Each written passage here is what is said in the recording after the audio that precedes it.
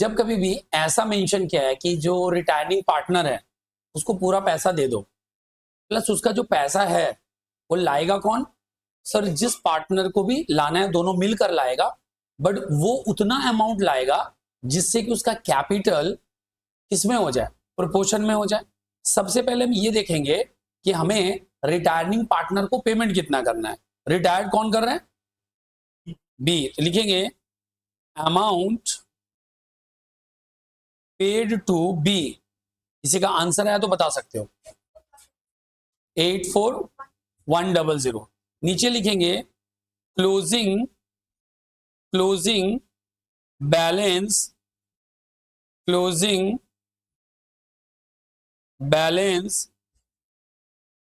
Required.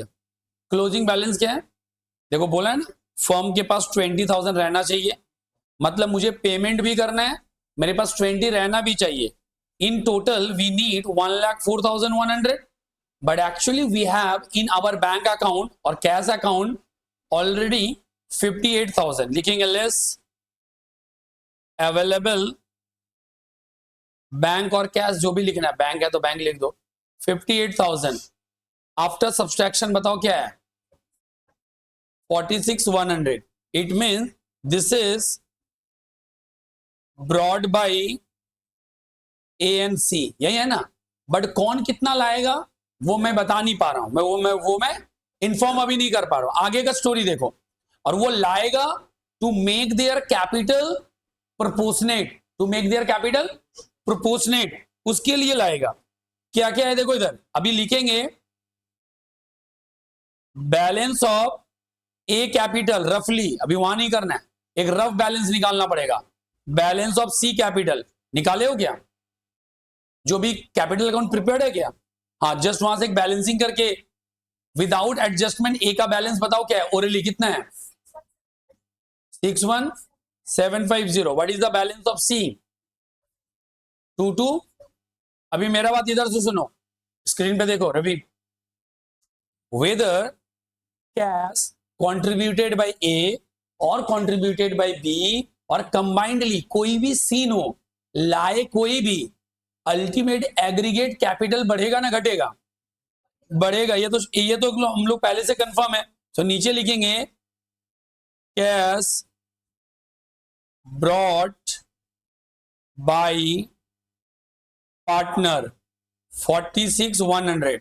What is the total? ये कहेंगे इसका नाम होगा टोटल कैपिटल ऑफ फर्म।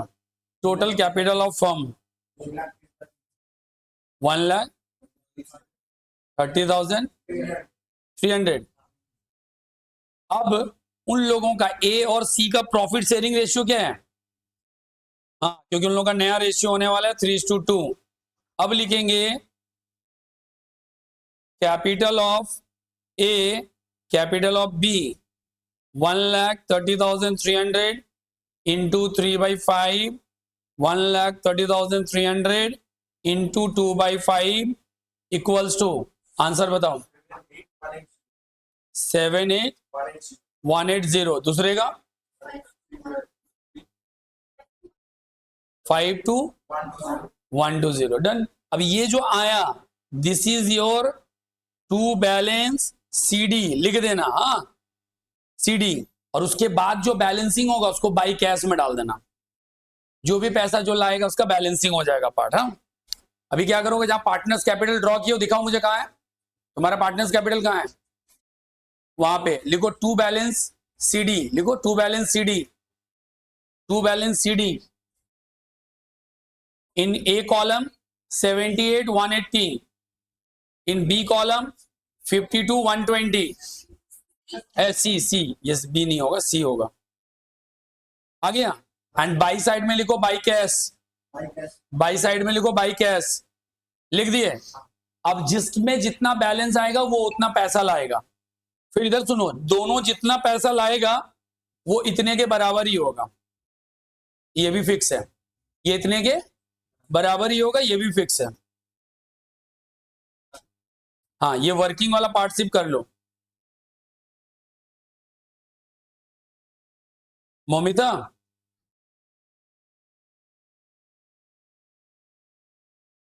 और अगला क्वेश्चन बोलो, 3 और 4। देखो रिटायरमेंट, अभी जो अगला बात होगा दोनों साथ में चलेगा।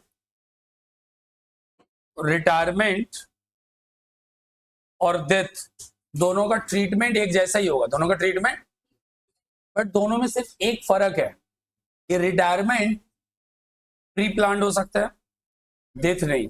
रिटायरमेंट का डेट प्री डिसाइडेड हो सकता है और डेथ अनसर्टेन रहेगा, किसी भी दिन होगा। बट दोनों केस में एंट्रीज एडजस्टमेंट सब वैसे ही होगा। Only at the end of the preparation हम लोग पेमेंट कर देते हैं रिटायरिंग पार्टनर को, तो यार रिटायरिंग पार्टनर नहीं बल्कि उसका लीगल हेयर्स आएगा। क्या आएगा? लीगल हेयर्स आएगा। उसके लीगल हेयर्स को पे करना है। क्या करना है? लीगल हेयर्स को पे करना पड़ेगा। किसकी जगह पे? पार्टनर के जगह पे। अदर ट्रीटमेंट सेम रहेगा, एक ट्रीटमेंट और बदल जाएगा। वो ट्रीटमेंट है जेएलपी का। क्या हो जाएगा? जेएलपी का। जेएलपी का दोनों ट्रीटमेंट दिखाता हूं कि रिटायरमेंट और डेथ में कैसे वेरी करेगा। पहले जेएलपी का 2 फॉर्मेट होता है वो समझो। जेएलपी मतलब जॉइंट लाइफ पॉलिसी। एक फॉर्मेट होता है ABC है, 3 लाख की पॉलिसी है, जॉइंट लाइफ पॉलिसी है और कंटिन्यू चल रहे हैं। इस केस में किसी भी एक पार्टनर का अगर डेथ होता है, किसी भी एक पार्टनर का डेथ होता है तो इंटायर मैच्योरिटी अमाउंट हमें मिल जाएगा। क्या होगा? इंटायर मैच्योरिटी अमाउंट हमें क्या होगा? मिल जाएगा। दूसरा एक पार्ट होता है, या फिर रिटायरमेंट हो रहा है तो सरेंडर। इसका मतलब क्या? अगर रिटायरमेंट हो रहा है तो क्या मिलेगा? सरेंडर। और अगर डेथ हो रहा है तो क्या मिलेगा?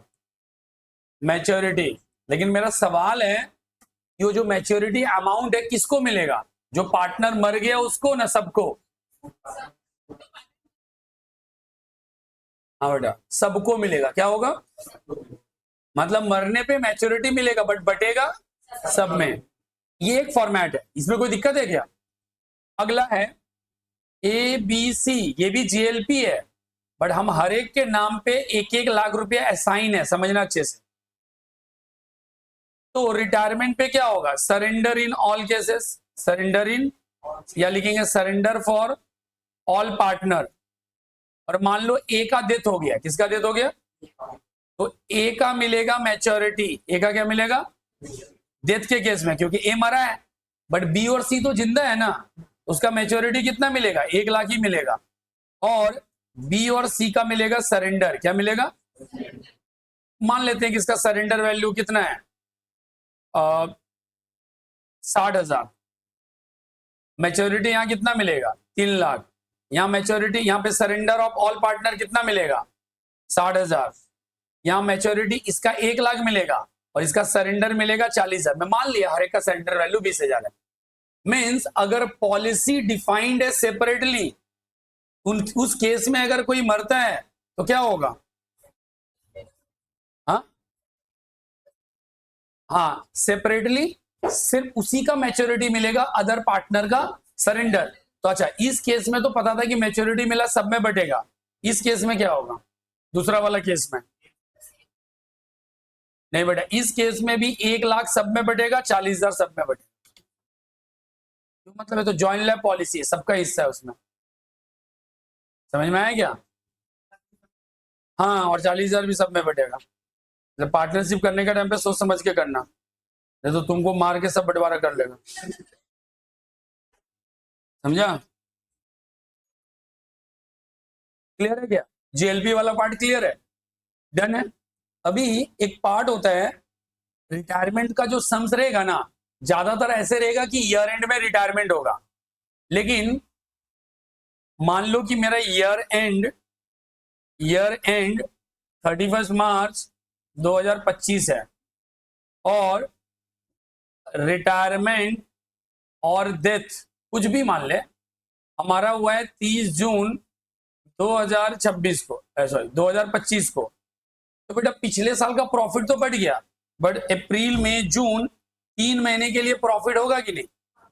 3 महीने के लिए मेरे पास प्रॉफिट होगा कि नहीं? 3 महीने का प्रॉफिट इसे मिलना चाहिए कि नहीं, लेकिन 3 महीने का प्रॉफिट पता कैसे चलेगा? 3 महीने का प्रॉफिट पता चलेगा कैसे? 3 महीने का प्रॉफिट ठीक है मिलना चाहिए, 3 महीने का प्रॉफिट निकालोगे कैसे? 5 डेटा से कैसे निकालोगे? 5 डेटा से कैसे निकलेगा? 5 डेटा से बताओ।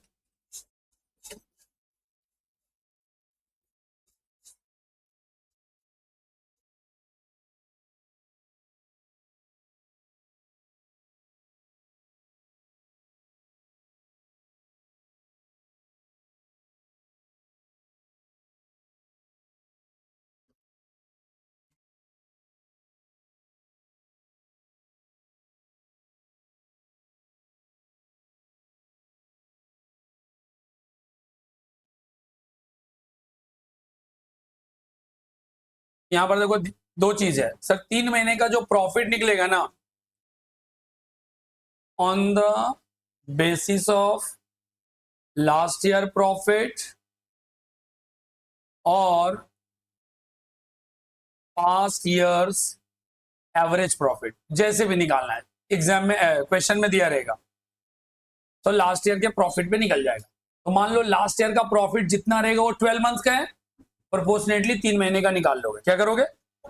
वो जो 3 महीने का प्रॉफिट निकलेगा वो तो इंटायर फर्म का निकला ना, तो जो रिटायरिंग पार्टनर या डेथ पार्टनर है उसको उतना शेयर ही देना, जैसे गुडविल निकलने के बाद उसका उतना ही हिस्सा देते हैं, तो यहां पर भी प्रॉफिट का उतना ही पोर्शन मिलेगा जितने के लिए वो रिस्पॉन्सिबल है। फिर से बोलो, उतना ही प्रॉफिट देंगे जितना के लिए वो रिस्पॉन्सिबल है। दे दिए किस नाम से? एक्चुअल में तो प्रॉफिट हुआ नहीं है, उसको बेटा हम लोग देते हैं पीएल सस्पेंस के नाम से। पीएल सस्पेंस अकाउंट करेंगे कहां?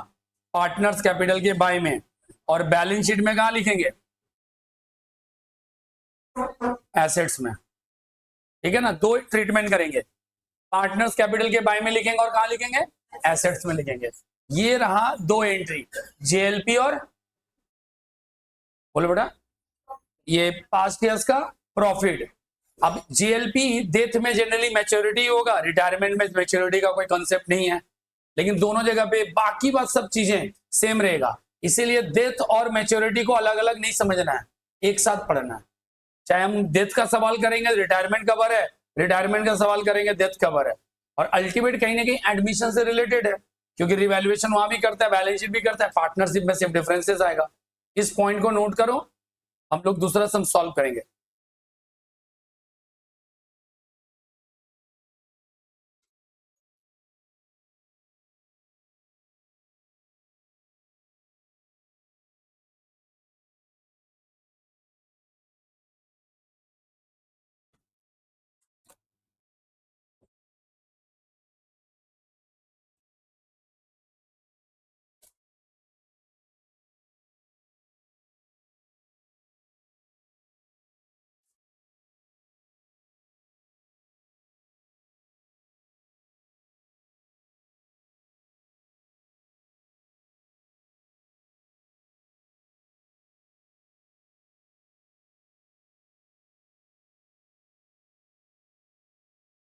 पांच नंबर हुआ है क्या? पांच नहीं कराए हैं?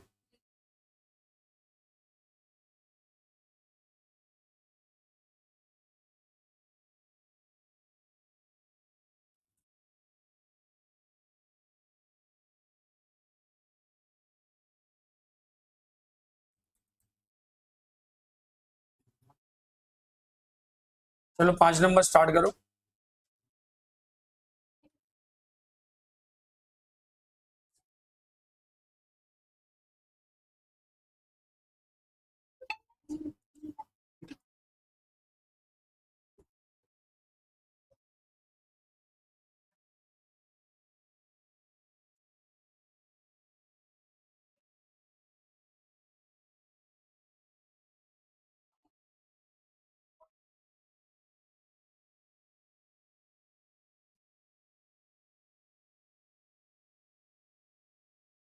एक बार देख लो, the balance sheet of PQR sharing profit and losses in the ratio 2:3, capital में कैपिटल लिख दोगे, नीचे it was agreed the revalued the asset and liability on the date on the following basis, land and building, machinery, stock, provision, नीचे एक old creditor balance है, नहीं चाहिए, फायदा, ये सब कहां जाएगा, रिवैल्यूएशन में। Joint life policy of partner not included in ever balance sheet, surrender and cash obtain, पैसा मिल गया, इसको सीधा क्या कर सकते हो, सीधा पार्टनर्स कैपिटल में बांट दो और कैश में जोड़ दो। क्या करोगे, पार्टनर्स कैपिटल में किस रेशियो में, 2:3:2 में डिस्ट्रीब्यूट करो और कैश में ऐड कर देना। नीचे goodwill of the entire firm इतना है, क्यू शेयर, क्यू का शेयर है, क्यू का शेयर कितना होगा, यहाँ क्यू क्यों लिखा, बी लिखना चाहिए, क्या लिखना चाहिए, बी। ऊपर भी पी क्यू आर है, इसका मतलब ये गलत है, पी क्यू आर, रेशियो होगा 3/7, उसका शेयर होगा 3/7, कितना है 27,000, adjusted on the account of P N की, नॉर्मल कैपिटल एडजस्टमेंट, और न्यू रेशियो क्या है 3:2, तो यहाँ पे तुम्हें निकालना पड़ेगा गेनिंग रेशियो, क्या करना पड़ेगा, no goodwill account is to be raise, goodwill account नहीं करना है, तो एंट्री होगा पी, इसमें क्या, कौन रिटायर कर रहा है, यहां पर ऐसा क्यों लिखा, पी एंड आर होता नहीं है, ठीक है, तो यहां पर P and R, P account debit, R account debit to Q, Q को 27,000 देंगे और ये गेनिंग रेशियो में बटेगा, कैसे बटेगा, गेनिंग रेशियो में बटेगा। हाँ नीचे देखो बोला है, total capital of the firm to be same as before retirement and individual capital will be in their profit sharing ratio, amount due to Q to be settled 50% immediately and 50% within 1 year. तो तुम लोग अभी क्या करोगे, revaluation और partner capital बनाओ। Revaluation के लिए 4-5 मिनट, पार्टनर्स कैपिटल साथ में 2-3 मिनट और, मतलब 5-6 मिनट में फिर से चेक करेंगे। खांसी आ गई, चलिए अभी तुम लोग का आंसर बहुत मैटर करेगा क्योंकि सबका आंसर अलग अलग मत बताना। पार्टनर्स कैपिटल में लिखो by balance BD 1 lakh, 1,50,000 and 1 lakh. Revaluation में आओ, land and building appreciated by 30%, by land and building 30%, 30,000। Machinery depreciated by 20%, to machinery 34,000। Stock valued at 45,000, to stock 5,000। Provision for doubtful debt 5%, to PVD 3,000। Old credit balance of sundry creditor written off by sundry creditor 5,000। आ गया। इससे जो भी revaluation profit या loss आया उसको बनाकर partners capital में डाल लेना। हो गया ये भी। अगला आ जाओ, there is an joint life policy not included in ever balance sheet, surrender and cash obtained. Partner capital में लिखेंगे बाई जेएलपी, तीनों में बांट देंगे और बाद में कैश के साथ ऐड करना, वो याद रखना, कैश के साथ ऐड करना। अगला joint life policy done. Goodwill of the firm, ये तो मैंने बोला गेनिंग रेशियो निकालना होगा। What is gaining ratio? ऊपर पहले दोनों का है 4/7, 4/7, इधर हो जाएगा 3/5, 2/5, 2/7, 2/7, ये ना आंसर क्या आया 11 रेशियो। इसको डिस्ट्रीब्यूट करने पे कितना आया?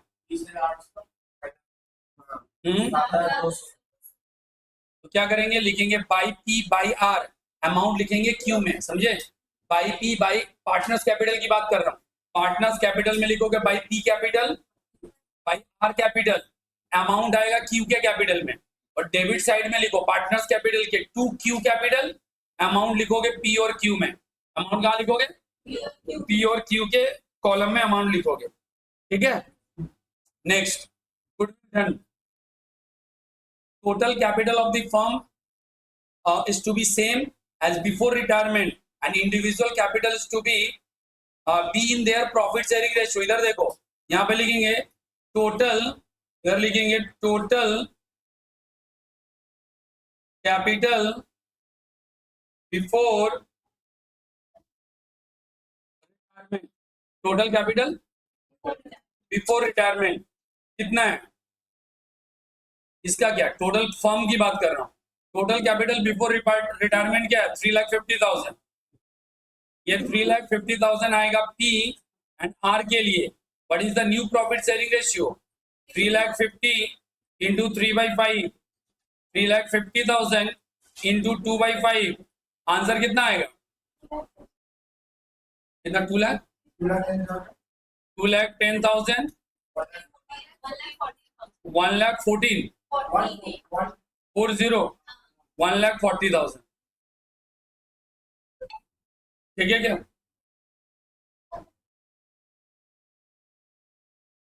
अब यहाँ ये कहाँ लिखोगे? पार्टनर कैपिटल के 2 में लिखो, 2 बैलेंस सीडी। पार्टनर कैपिटल के 2 में, नीचे, उतना ऊपर नहीं। 2 सीडी जब बोल रहे एकदम आखिरी एंट्री, 2 बैलेंस सीडी। ई के कॉलम में 2,10, 2010, 2,10,000। दूसरे में चला जाएगा 1,40,000। और जो क्यू का कॉलम है उसको पहले रफली बैलेंस करो। क्यू का कॉलम टोटल कितना आया?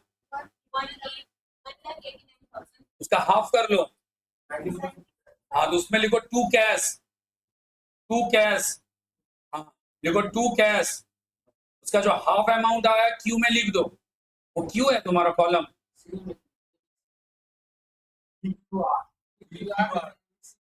बीच वाला रिटायर हुआ ना, जो भी होगा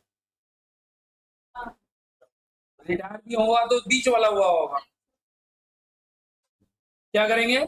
आधा अमाउंट लिखेंगे क्यू के कॉलम में। क्या? जितना कितना है? 94,500। फिर नीचे लिखो क्यू लोन। क्या लिखेंगे? Q loan 94,500। फिर उसी कॉलम में लिखेंगे क्यू के कॉलम में। हाँ, मतलब 50% पेड हो गया, 50% लोन में ट्रांसफर हो गया। 50% पेड और 50% लोन में ट्रांसफर हो गया। डन। अब देखो, अब जो बैलेंस है किसका? पी और आर का, वो डेबिट में भी निकल सकता है। और तो लिखो 2 cash by cash, 2 cash by cash, कहीं भी निकल सकता है बैलेंस। मतलब किसी को पैसा लाने का भी नौबत हो सकता है, कोई लेकर भी जा सकता है, या दोनों ला सकता है, दोनों लेके जा सकता है। कैश का अमाउंट, अरे वो तो अलग है। अब जो कैश लिख रहे हैं वो पी और आर कैपिटल लाएगा या ले जाएगा, उसके लिए बैलेंसिंग फिगर के लिए बोला हूं। उस कैश से प्रीवियस वाले कैश का कोई लेना देना नहीं है। उस कैश से प्रीवियस का कोई लेना देना नहीं है, प्रीवियस बैलेंस का।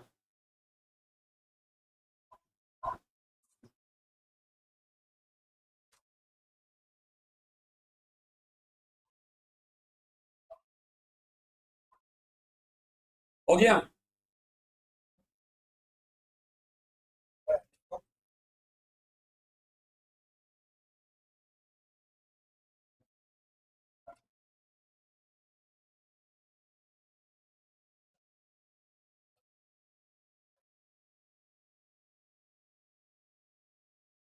देखो, अब एक क्वेश्चन डेथ का देखते हैं।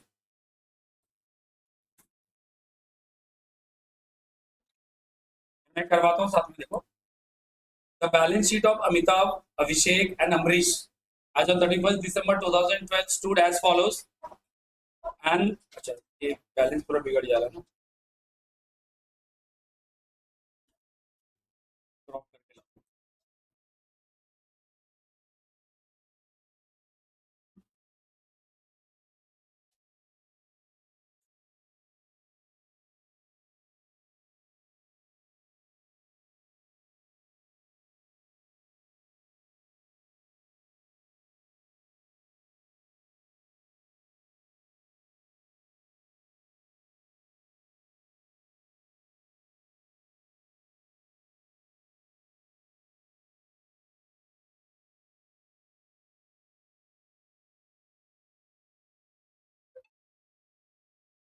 देखिए, कैपिटल अकाउंट तीनों का गिवन है, 60, 40 और इसका भी 40 है। Total 1,40,000। General reserve 8,000, invest fluctuation fund 2,400, current liability में क्रेडिटर्स है। इन्वेस्टमेंट फ्लक्चुएशन फंड पहले भी देखे हो तुम लोग। नॉन करंट एसेट पहले से गुडविल बैलेंस शीट में है। Land and building, investment and the joint life policies at surrender value, तीनों के नाम पे अलग अलग पॉलिसी है। अमिताभ, अभिषेक, अमरीश, याद है? एबीसी का मैं एग्जांपल दिया था कि तीनों केसेस में क्या हो सकते हैं, डिफरेंट डिफरेंट क्या रहेगा, अलग अलग प्रॉफिट एलिमेंट रहेगा। प्रॉफिट एलिमेंट तीनों के लिए अलग अलग है। मोमिता, अभी नीचे देखो, current assets, stock, debtors, provision for doubtful date, नीचे का फिगर जो है पीवीडी का अमाउंट 1600 है एंड 18,400 आउटर कॉलम में गिवन है। Cash and bank balances given है। नीचे की तरफ आ जाओ। Amrish died on 31st March 2012. Due to this reason, the following adjustment were agreed upon. Land and building be appreciated by 50%, part of revaluation, investment to be valued at 6% less than cost. अभी ध्यान यहाँ पे देना है, investment का figure कितना है, investment का जो पार्ट है, इन्वेस्टमेंट 6% लेस देन कॉस्ट है, तो इन्वेस्टमेंट का पहले 6% देखो कितना आएगा, 6% of 10,600. What is the amount of investment fluctuation reserve?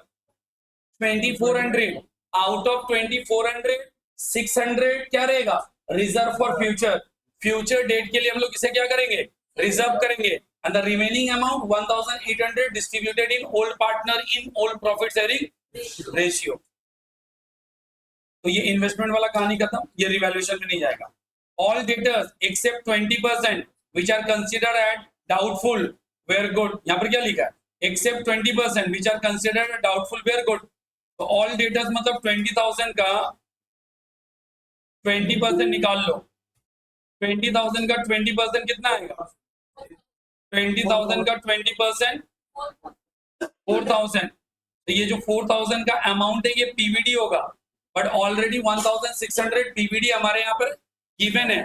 So remaining amount दो एडजस्टमेंट कर सकते हो। First 4,000 credited in revaluation account, 4,000 debited in revaluation account and 1,600 credited in revaluation account, और 4,000 minus 1,600 2,400 debited in revaluation. Next part, stock reduce at 94%, it mean 6% का depreciation to side में जाएगा। Goodwill to be valued at 1 year's purchase of the average profit of 5 years।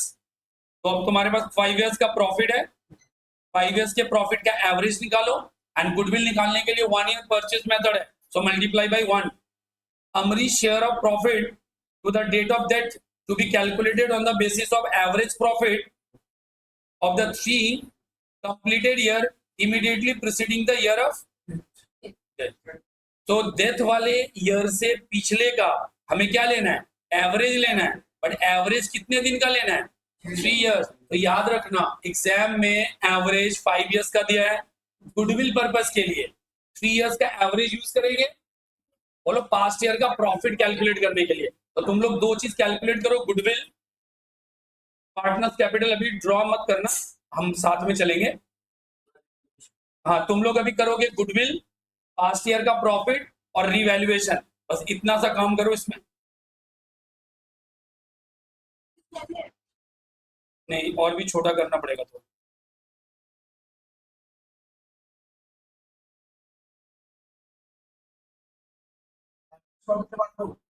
हाँ, लेकिन ये visibility कम हो गया होगा।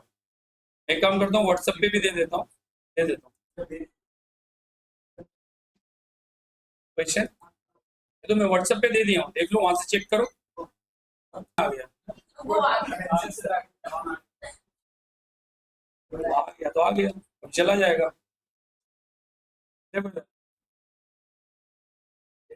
Average profit 1,05,000 divided by 5, 21,000। नीचे आ जाएगा goodwill equals to 21,000 into 1, answer is 21,000। Done. Next part क्या है,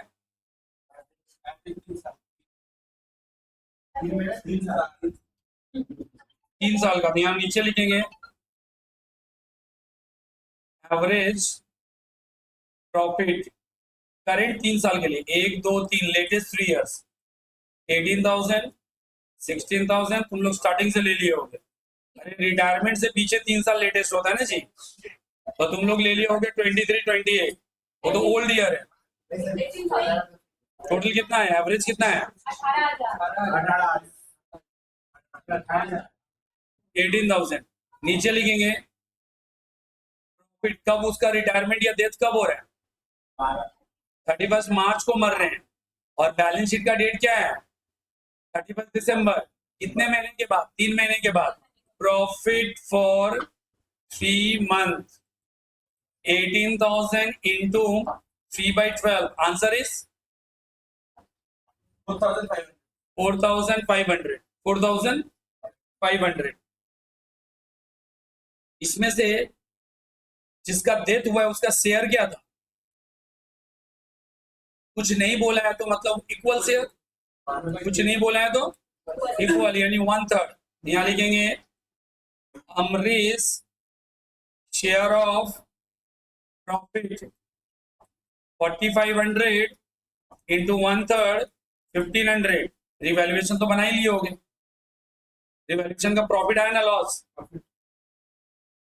the life policy have been shown in their surrender value representing 10% of sum assured। मतलब समझो लॉजिक है यहाँ, जो सरेंडर वैल्यू है ना ये 10% है। कितना है? इसका मतलब इसका पॉलिसी वैल्यू कितना रहा होगा? इसका पॉलिसी वैल्यू कितना रहा होगा? इसका पॉलिसी वैल्यू कितना है? कौन मर गया? इसका मिलेगा मैच्योरिटी। और अच्छा अमरीश नीचे वाला मरा ना, तीसरा पार्टनर, तो इसका मैच्योरिटी कितना है? इसका 10,000 का 10,000 आ जाएगा मैच्योरिटी अमाउंट, और इन दोनों का मिलेगा सरेंडर। मतलब लेकिन टोटल बटेगा किसमें? तीनों में। टोटल बटेगा किसमें? तो जेएलपी का भी काम खत्म हो गया, गुडविल का काम नहीं हुआ। गुडविल कितना आया? 21,000। यहाँ गुडविल कितना शो है? मतलब गुडविल थोड़ा ज्यादा ही दिखाया गया। गुडविल थोड़ा, तो क्या करेंगे? गुडविल जब ज्यादा है तो गुडविल को कम करना पड़ेगा। इससे 21,000 माइनस करो, ये 16,800 गुडविल तीनों में बढ़ जाएगा। तीनों में क्या होगा? बट तीनों रिस्पॉन्सिबल है, उसके लिए कौन रिस्पॉन्सिबल है? तीनों में डिस्ट्रीब्यूट कर देंगे। कोई दिक्कत है क्या? क्या हो जाएगा? इक्वल कर देना, बिल्कुल पूछने की बात है। Annual premium 1,000 is payable every year on August 1st। हर साल 1 अगस्त को देते हैं। तो जब हम लोग बना रहे होंगे तो 500 रुपये का 1 अगस्त, अगस्त, सितंबर, अक्टूबर, नवंबर, दिसंबर, जैन, फेब, मार्च, 8 महीने का क्या होगा? ड्यू हो जाएगा, बट उसको कंसीडर मत करो। अब चलो पार्टनर्स कैपिटल में रिवैल्यूएशन प्रॉफिट या लॉस कितना है? प्रॉफिट है सर। वो क्या प्रॉफिट एक बार देखो इससे मैच कर रहा है क्या? रिवैल्यूएशन प्रॉफिट आ रहा है कितना है? रिवैल्यूएशन प्रॉफिट दिया ही नहीं, तीनों को ऐड करके अच्छा उतना ही आ रहा है क्या? रिवैल्यूएशन प्रॉफिट का टोटल कितना है? रिवैल्यूएशन प्रॉफिट का टोटल कितना है तुम लोग का? किसने किया रिवैल्यूएशन? कितना है? 31,000 डिवाइडेड बाई 3, 10,600। 11,133 इंटू 3 आना चाहिए 33,400। आ रहा है तुम्हारा? ठीक है, जिसका जो आया वही लिखो, क्योंकि रिवैल्यूएशन में 33,400 और तुम्हारा आंसर कितना है? 31,100। 1,600 का डिफरेंस है। 1,600 तो हमारा ये है, क्या नाम था इन्वेस्टमेंट का? 1,600 का इन्वेस्टमेंट था ना? इन्वेस्टमेंट कितना आया था? हाँ अरे मैं जस्ट चेक कर रहा हूँ उसका इम्पैक्ट सेम है कि नहीं। 1,600 था और यहाँ से हम लोगों को डिस्ट्रीब्यूट करने के टाइम पे यहाँ से माइनस करेंगे 600, 1800 आएगा, नहीं आएगा, उसका इम्पैक्ट नहीं है।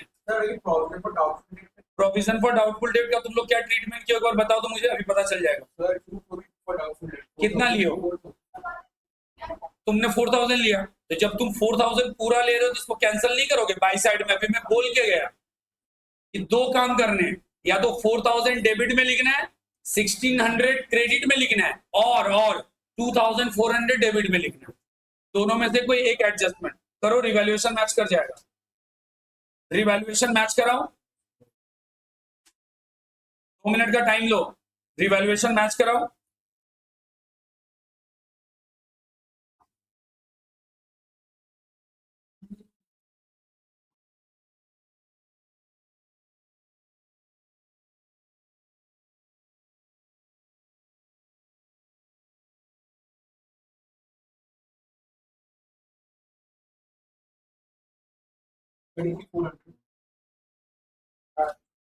कितना है? हाँ ठीक है, तो इसका मतलब रिवैल्यूएशन सबका सही है, क्लियर है क्या? रिवैल्यूएशन में अब इधर सुनो, ये जो पीवीडी का एरर है ये है ही नहीं रिटायरमेंट का, ये तो एडमिशन में भी था कि पुराना पीवीडी को बाय में लिखो, नया पीवीडी को टू में लिखो, या फिर दोनों पीवीडी को नेट ऑफ कर दो। अब आ जाओ पार्टनर्स कैपिटल मेरे साथ, पार्टनर्स कैपिटल मेरे साथ ड्रॉ करो।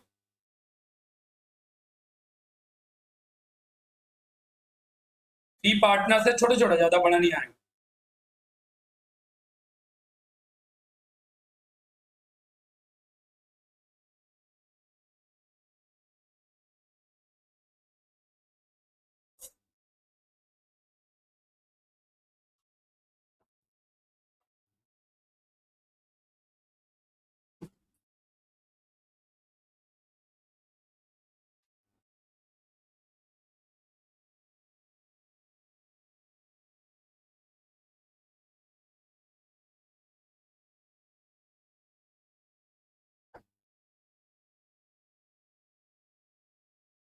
पहले से नाम सही बताओ क्या है?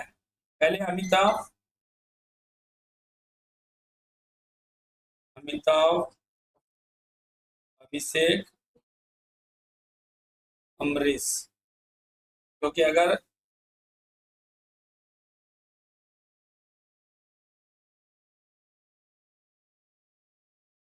नाम में कुछ गड़बड़ हुआ तो फिर पूरा का पूरा बिगड़ जाएगा। By balance BD, opening balance को बीडी बोलते हैं। 60 40 40, 60,000 40,000 एंड 40,000। अगला है जनरल रिजर्व, जनरल रिजर्व 8,000 है, तीनों में डिस्ट्रीब्यूट होगा। बाई जी आर 8,000 को 3 में डिस्ट्रीब्यूट करो, 8,000 डिवाइडेड बाई 3, 266 करो, एक को 7 कर देंगे, और 2667। याद रखना कि लास्ट वाले को 1 रुपया बढ़ाया है, ठीक है ना। नेक्स्ट, अगला हमारा इन्वेस्टमेंट फ्लक्चुएशन फंड है, लिखेंगे बाय इन्वेस्टमेंट फ्लक्चुएशन फंड। 1800 है तो 600 आ जाएगा, इसका कोई लफड़ा नहीं होगा, ठीक है। तो मेरा डेबिट साइड डन। गुडविल देखो 16,800 एक्स्ट्रा है, और प्रॉफिट शेयरिंग के बारे में कुछ नहीं बोला है, तो जो एक्स्ट्रा गुडविल है उसको हटाओ बिजनेस से। गुडविल, एक्स्ट्रा गुडविल है तुम्हारा 16,800, 16,800 को डिवाइडेड बाई 3 करेंगे, 5,600 सभी में जाएगा। चेक करो गुडविल अकाउंट को राइट अप करने बोला है ना रखने बोला है, पढ़ के कहीं पे मिला क्या गुडविल को हटाना है कि नहीं हटाना है? कुछ नहीं बोला है तो तुम्हारे पास 2 ऑप्शन है, चाहो तो गुडविल रख लो, हटाने का मन होगा तो बाद में हटाना, जो भी करो, क्योंकि कुछ बोला नहीं है। चलो गुडविल एक्स्ट्रा जो था वो राइट अप कर दिया। अभी और क्या है? रिवैल्यूएशन, अगला बताओ। बाय रिवैल्यूएशन 11,000, सबका 33 है, लास्ट का 4 नहीं करके किसी और को 4 करते थे, 1 रुपया एडजस्ट हो जाएगा। 11,334 यहाँ करेंगे और 11,333 यहाँ कर देते। क्लियर है क्या? अच्छा 133 है क्या? ये हो जाएगा 133, ये हो जाएगा 11,134 और 11,133, ठीक है। रिवैल्यूएशन गया। रिवैल्यूएशन के बाद लिखो by PL suspense, PL suspense सिर्फ अमरीश वाले कॉलम में लिखो 1,500। याद है इसका कैलकुलेशन? 4,500 है, 4,500 तो प्रॉफिट है। अमरीश का शेयर कितना है? 1,500।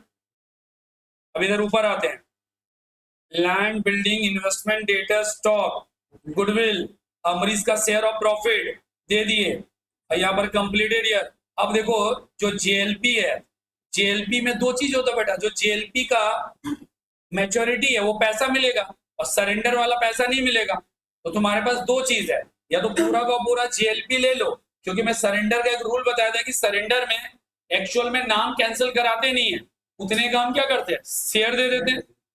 तो नीचे लिखेंगे by JLP maturity, JLP maturity. जब जेएलपी का मैच्योरिटी करेंगे, कितना है मैच्योरिटी? 10,000। 10,000 को जब 3 से डिस्ट्रीब्यूट करेंगे तो कितना आएगा?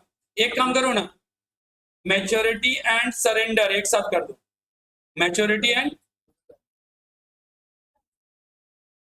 लेकिन सर एक चीज देखो, ध्यान दो, और एक नया चीज है, ऑलरेडी जो सरेंडर है ना, सरेंडर जो है वो बुक्स में दिखाया गया, इसका मतलब सरेंडर ऑलरेडी डिस्ट्रीब्यूटेड है, तो सरेंडर के पीछे दिमाग नहीं लगा के हमें क्या करना चाहिए? अमरीश का 10,000 डिस्ट्रीब्यूट करना चाहिए।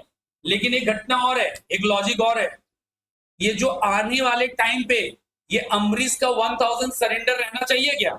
नहीं, अरे उसी के बदले तो कितना मिलेगा? 10,000। तो हम 1,000 ऑलरेडी क्या है दिखाए हुए हैं, तो 1,000 सरेंडर को कैंसिल करना पड़ेगा और नया 10,000 हमें क्या करना पड़ेगा? रेज करना पड़ेगा, 10,000 रेज करना पड़ेगा। तो यहां पर लिखो पहले 10,000 के लिए आ जाएगा 10,000, 3,333, 3,333, 3,333। इसमें 1 रुपया मत बढ़ाओ, इधर लिखो 2 जेएलपी सरेंडर। जो 1,000 सरेंडर है वो अब तो नहीं चाहिए ना, तो तीनों में बांट दो, 333, 333, 333। ठीक है, सरेंडर को कैंसिल किया। सर तो बोलोगे कि सर 9,000 पे डिस्ट्रीब्यूट करने से हो जाता क्या? हाँ, 9,000 पे डिस्ट्रीब्यूट करने से होता, लेकिन देखने में और लगता, क्योंकि एक अमाउंट है और एक सरेंडर है, इसलिए 2 एंट्री करना पड़ा। अब इधर आते हैं, जेएलपी का भी काम निपट गया, जेएलपी भी डन है। और कुछ बच गया क्या? इन्वेस्टमेंट भी हो गया, प्रोविजन वगैरह सब कुछ हो गया। पार्टनर कैपिटल को कुछ एडजस्ट करने बोला है क्या? नहीं बोला है। अब इधर आओ, पता करो अमरीश का पेमेंट हो रहा है कि नहीं हो रहा है? अमरीश का पेमेंट हो रहा है कि नहीं हो रहा है?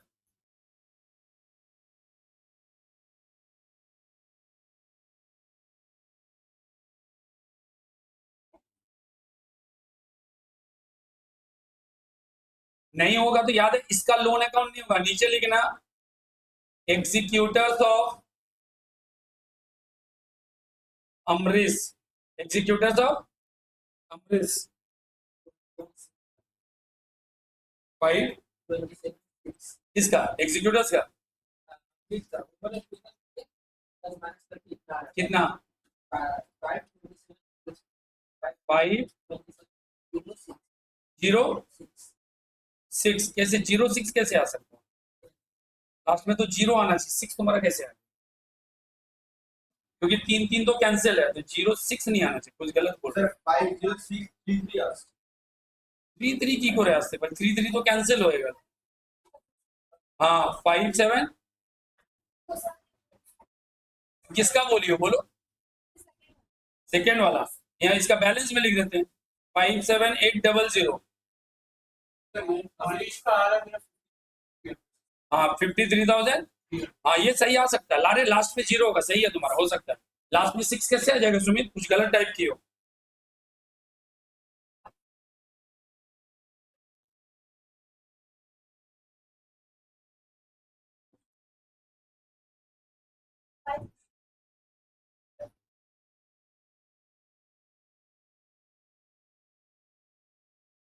इसका पहले का कितना है? 7,717,999।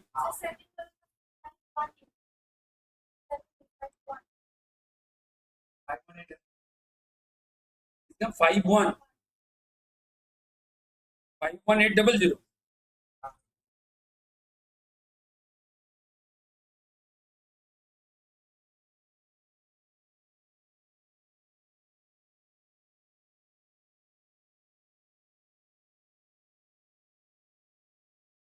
हाँ इसमें 1 रुपया कम है ना, तो इसका 1 रुपया हम लोग चाहे तो बढ़ा दे सकते हैं। इधर भी 4, इधर 4 कर देंगे, होगा क्या? 3, 9, 3, 12। 1 बढ़ा देंगे इधर तो 13, मतलब इसको अगर 4 रुपया कर देंगे तो आंसर मैच कर जाता है। ठीक है, रहने दो, उतना ही रहने दो। आंसर कितना दे रहा है?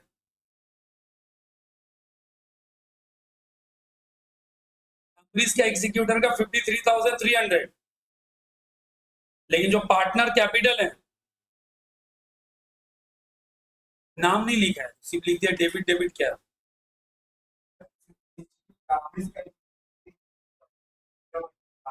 ठीक है, एग्जीक्यूटिव का मैच किया ना, इसका मतलब सारा एंट्री सही किया होंगे तब तो एग्जीक्यूटिव का हुआ। मेरा बात सुनो, अरे investment, revaluation, GR, PL suspense, JLP, surrender, सब कुछ सही किए होंगे तब ना एग्जीक्यूटर मैच किया। आंसर नहीं दिया तो नहीं दिया, इसका मतलब अगला आंसर वही होगा, क्योंकि हमें तो कैपिटल एडजस्ट करने के लिए नहीं दिया। एग्जीक्यूटर क्यों लिख रहे हैं? क्योंकि इंसान अवेलेबल नहीं है, तो मर चुका है, तो उसके एग्जीक्यूटर मतलब उसके लीगल एयर्स को पेमेंट देंगे। अब इधर सुनो, जेएलपी का मैच्योरिटी और पीएल जेएल का मैच्योरिटी को अगर हटा दो तो रिटायरमेंट का डुप्लीकेट सम्स है, रिटायरमेंट का डुप्लीकेट। अब इधर सुनो, अभी एक चीज और, बैलेंस मैच कर सकता है। मैंने क्या बोला? गुडविल रख भी सकते हैं, गुडविल, तो गुडविल हटाए हो क्या? नहीं हटाए हो, तो गुडविल हटाने से शायद आ जाएगा। देखो इधर लिखो टू गुडविल, मेरा बात सुनना अच्छे से, क्या मैं बोल रहा हूं। गुडविल टोटल था 37,800, बट एक्चुअल फर्म का गुडविल होना चाहिए 21, इसलिए मैंने जो एक्स्ट्रा गुडविल था वो सब में बढ़ गया। एक्स्ट्रा गुडविल क्या हो गया? लेकिन जो 21,000 का गुडविल है वो तो बेटा अमरीश, क्या नाम है, अमिताभ और अभिषेक रिस्पॉन्सिबल है। तो ये जो 21,000 का गुडविल है इन दोनों में बराबर बराबर बांट दो, 10,500, 10,500, तो देखो शायद आंसर मैच कर जाए। 51,800 माइनस 10,500, 41,300 आएगा।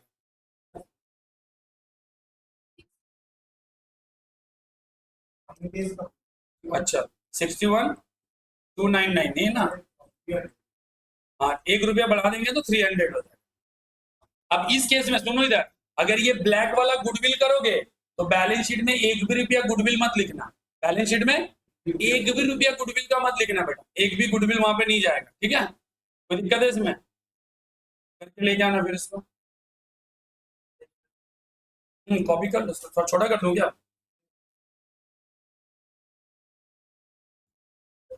ठीक है, तो रिटायरमेंट और डेथ में डिफरेंशिएट नहीं करना है। रिटायरमेंट और डेथ एक जैसा चलेगा, पैरेलली चलेगा, एक्सेप्ट जेएलपी का मैच्योरिटी, और कुछ अलग नहीं है,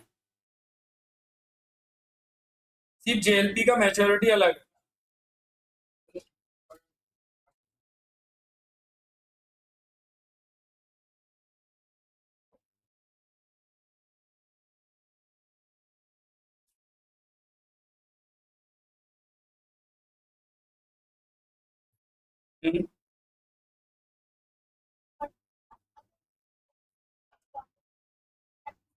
एप्रिशिएट होता तो जितना से ज्यादा एप्रिशिएट होता उतना रिवैल्यूएशन अकाउंट में क्रेडिट कर देते, और रिजर्व फंड पूरा का पूरा पार्टनर्स कैपिटल में बांट देते।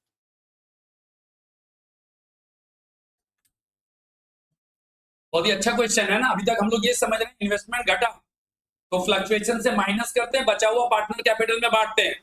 इन्वेस्टमेंट अगर बढ़ गया तो जितना ज्यादा बढ़ेगा उसको रिवैल्यूएशन के बारे में करना, और जितना रिजर्व फंड में पैसा इंटायर फंड पार्टनर्स को डिस्ट्रीब्यूट करना। तुम लोगों का क्लासेस तो अच्छे से समझ में नहीं आया होगा, बीच में मैं वीडियो अपलोड करवाता हूँ तो एक बार पहले देख लेना उसको। इसमें कोई दिक्कत है और क्या?